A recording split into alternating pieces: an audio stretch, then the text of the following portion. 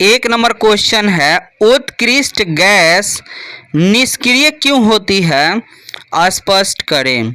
तो इसका आंसर देखिएगा, उत्कृष्ट गैस दोस्तों हीलियम है, नियॉन है, आर्गन है, क्रिप्टन है, जेनॉन और रेडॉन है।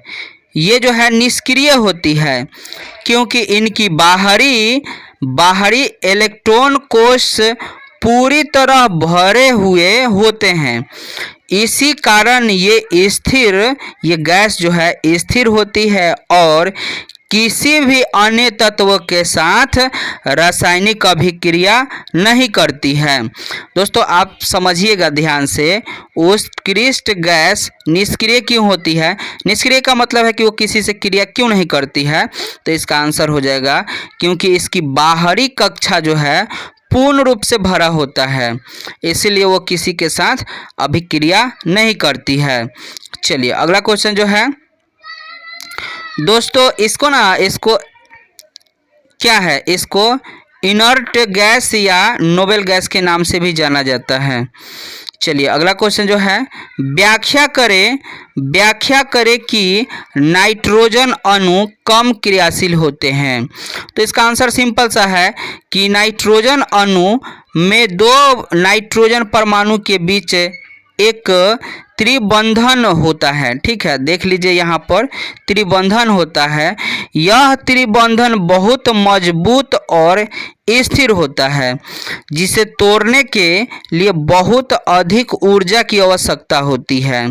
ठीक है, इसी कारण नाइट्रोजन अणु सामान्य ताप पर भी किसी भी पदार्थ से आसानी से अभिक्रिया नहीं करती है। समझ गए।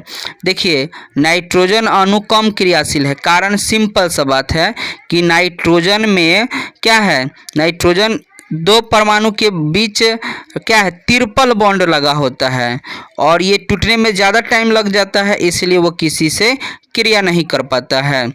अगला क्वेश्चन जो है यहाँ पर देखिएगा, सफ़ेद फास्फोरस को जल में क्यों रखा जाता है। और इसका एक और क्वेश्चन है, 3 लवण के नाम लिखें जो ऑर्थोफास्फोरस अम्ल तथा NaOH की क्रिया से बनती है। तो इसका आंसर देखिएगा, जो सफ़ेद फास्फोरस को जल में रखने का कारण समझिए। ठीक है, सफ़ेद फास्फोरस का जलवन ताप बहुत कम है, लगभग 303 केल्विन या क्या इसका होता है केल्विन या 30 सेल्सियस होता है लगभग। ठीक है ना, इसलिए यह हवा के संपर्क में आते ही स्वतः जलने लगती है। यही कारण है कि उसे पानी में रखा जाता है। समझिएगा, सफ़ेद फास्फोरस को जल में रखने का कारण है कि वो क्या है, कम ताप पर भी हवा से क्रिया करके और आग पकड़ लेती है, इसीलिए उसे जल में रखा जाता है। अगला इसका क्वेश्चन देखिएगा, क्वेश्चन है, ऑर्थोफास्फोरस अम्ल H3PO4 और NaOH की क्रिया से बनने वाले 3 लवण जो कि इस प्रकार है। पहला जो है 1 मोल NaOH यहाँ पर कोमा होगा, NaH2PO4 जिसको बोलते हैं सोडियम डाइहाइड्रोजन फास्फेट, ये पहला हुआ। दूसरा इसका है, सिंपल से समझिएगा, ये इसका सूत्र हो गया डी सोडियम हाइड्रोजन फास्फेट और तीसरा हो गया ट्री सोडियम फास्फेट। ठीक है, ये जो है क्या ऑर्थोफास्फोरस अम्ल से क्रिया करके बनने वाला लवण है। अगला क्वेश्चन जो है, नाइट्रोजन NF3 बनाती है लेकिन NF5 नहीं बनाती है, समझाइए। तो देखिएगा इसका आंसर, नाइट्रोजन के संयोजी कोश में केवल 2s2 2p3 इलेक्ट्रॉन होते हैं। इसमें कोई रिक्त डी कक्षक नहीं होता है। इसी कारण नाइट्रोजन अपनी सहसंयोजकता को 3 से अधिक नहीं बढ़ा सकती है, इसलिए यह अधिकतम 3 फ्लोरीन परमाणु बनाकर यानी NF3 यानी नाइट्रोजन ट्राई फ्लोराइड बनाती है और NF5 नहीं बनाती है। कारण क्या है? क्योंकि ये डी कक्षक क्या है, इसकी रिक्त डी कक्षक नहीं होता है और 3 से अधिक संयोजकता जो है नहीं हो पाता है, इसीलिए। अगला क्वेश्चन जो है यहाँ पे पहले देख लीजिए, लेकिन N जिसको नाइट्रोजन पेंटाक्लोराइड नहीं बना सकती है क्योंकि 5 बंधन वाले के लिए रिक्त डी कक्षक की आवश्यकता होती है जो नाइट्रोजन में नहीं होती है। कहने का मतलब है कि नाइट्रोजन में डी कक्षक नहीं है, ठीक है, वो क्या है, डी कक्षक 3 तक है, 5 नहीं संभव है, इसलिए वो NF5 नहीं बना पाता है। अगला क्वेश्चन जो है, समुद्र कुछ हाइड्रोजन का मुख्य स्रोत है, इसके बारे में बताइए। आंसर है, समुद्र जल में हाइड्रोजन लवण जैसे क्लोराइड, ब्रोमाइड, आयोडाइड प्रचुर मात्रा में मौजूद होते हैं, इसलिए हाइड्रोजन के लिए महासागर मुख्य स्रोत है। जब समुद्र का पानी सुखाया जाता है तो इसमें मौजूद हाइड्रोजन लवण को अलग किया जाता है, जिससे क्या है, सोडियम क्लोराइड, ब्रोमाइड स्रोत और क्या है, आयोडाइड प्राप्त होता है। अगला क्वेश्चन जो है, नाइट्रोजन पेंटाहाइलाइड क्यों नहीं बनता है, समझाइए। नाइट्रोजन पेंटाहाइलाइड क्यों नहीं बनता है, समझाइए। इसका आंसर है, नाइट्रोजन के अंतिम या संयोजी कक्षक में केवल 2s2 2p3 इलेक्ट्रॉन होता है, इसमें कोई रिक्त डी उपकक्ष नहीं होता है, इसलिए यह नाइट्रोजन अपनी सहसंयोजकता को केवल 3 तक ही बढ़ा सकता है, परंतु 5 तक नहीं बढ़ा सकता है। इसी कारण नाइट्रोजन पेंटाहाइलाइड नहीं बना पाता है। अगला क्वेश्चन जो है, H3PO2 एक क्षारीय अम्ल की तरह क्यों कार्य करता है? तो इसका आंसर देखिएगा, इसका आंसर है H3PO2 जिसको कहा जाता है हाइपोफास्फोरस अम्ल।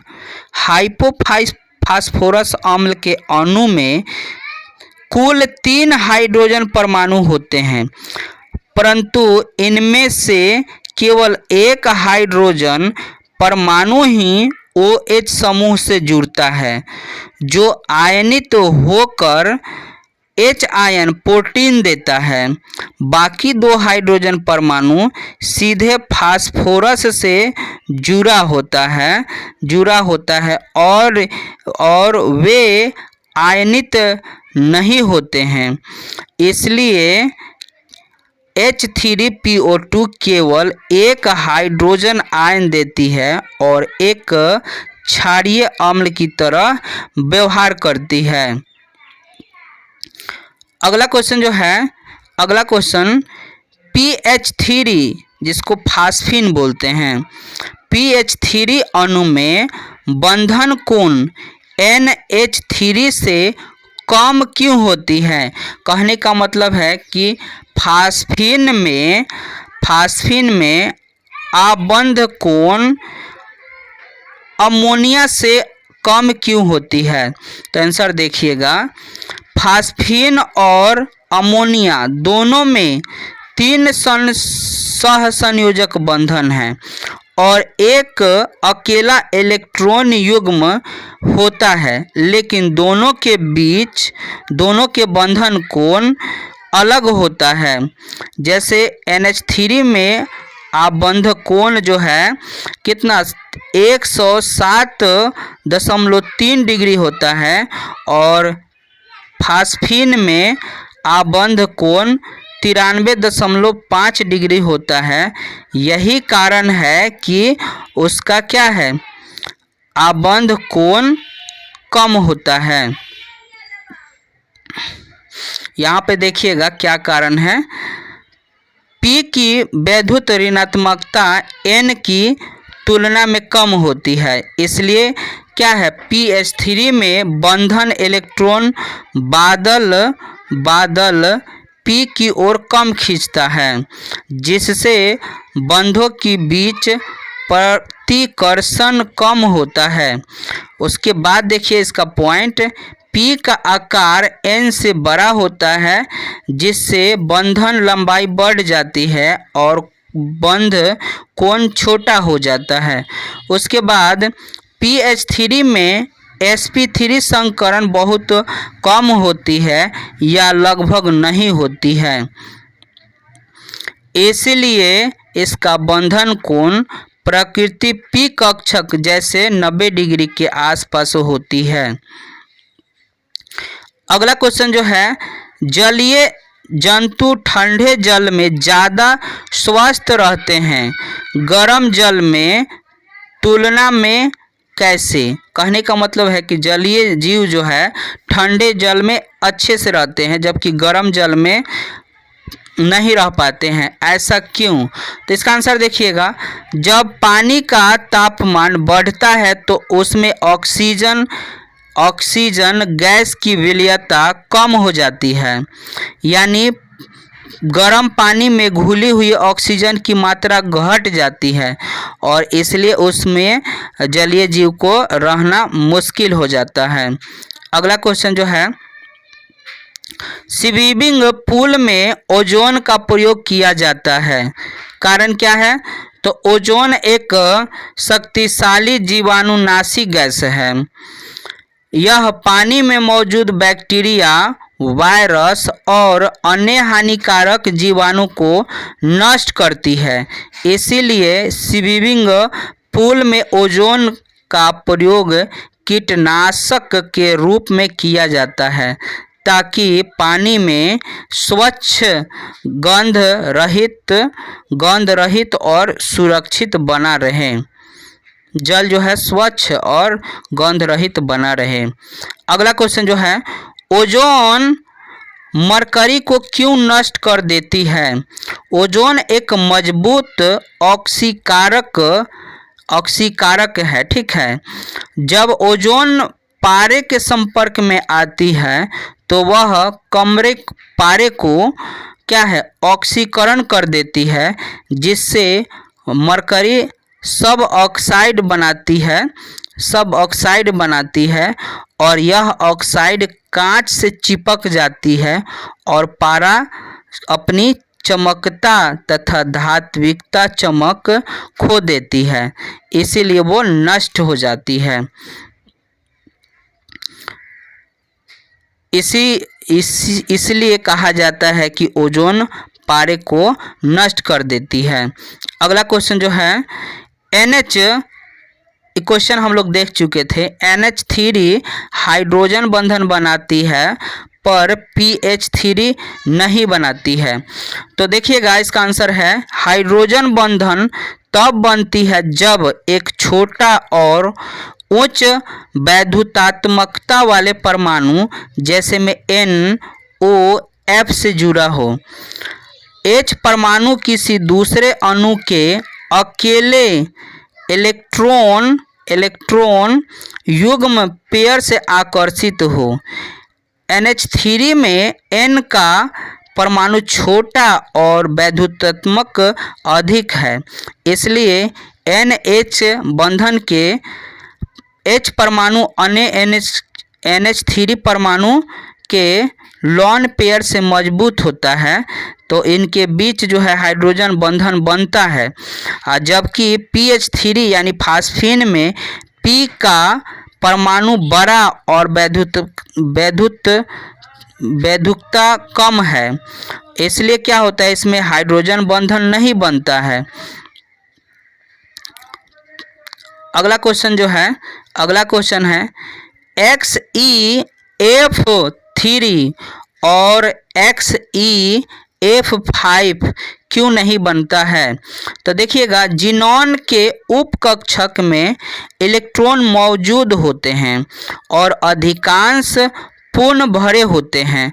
फ्लोरीन के साथ यौगिक बनाने के लिए ज़ेनॉन को अपने उपकक्षक में रिक्त स्थान बनाना पड़ता है।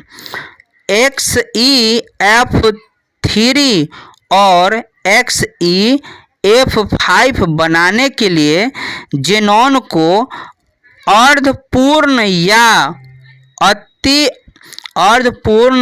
या असंतुलित इलेक्ट्रॉन लेवल में आना होगा, जो कि अस्थिर और ऊर्जा की दृष्टि से अनुकूल नहीं है। इसीलिए क्या होता है, इसीलिए नहीं बनता है।